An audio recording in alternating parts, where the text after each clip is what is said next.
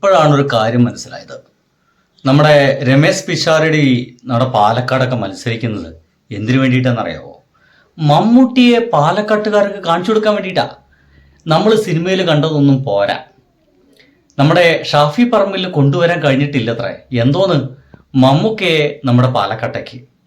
ഇനി ആ ഒരു വലിയ ദൗത്യത്തിന് വേണ്ടിയിട്ടാണ് മമ്മൂട്ടി എന്ന് പറയുന്ന മനുഷ്യനെ പാലക്കാട്ടേക്ക് കൊണ്ടുവരിക എന്ന് പറയുന്ന മഹത്തായ ആ ഒരു ദൗത്യത്തിന് വേണ്ടി മാത്രമാണ് നമ്മുടെ രമേശ് പിഷാരടി ചേട്ടൻ പാലക്കാട് മത്സരിക്കുന്നെന്ന് തോന്നിപ്പോകും ഇവരുടെ വർത്തമാനമൊക്കെ കേട്ട് കഴിഞ്ഞാൽ.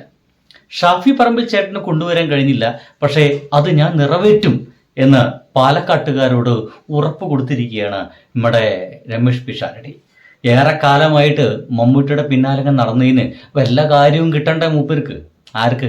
നമ്മുടെ രമേശ് പിഷാരടി ചേട്ടന്. അല്ലെങ്കിൽ ഇമ്മാതിരി വർത്തമാനമൊക്കെ പറയാൻ പാടുണ്ടോ? എന്തിനാണ് ഇവരൊക്കെ ജയിക്കുന്നത്? പാലക്കാട് ഒരു MLA ആയി മാറുന്നത് ഇവർക്ക് എന്തിനു വേണ്ടിയിട്ടാ? ജനങ്ങൾക്ക് മമ്മൂട്ടിയെ രാഖി രാമായണം കാണിച്ചു കൊടുക്കാൻ വേണ്ടിയിട്ടാണോ? അല്ല, ആണോ?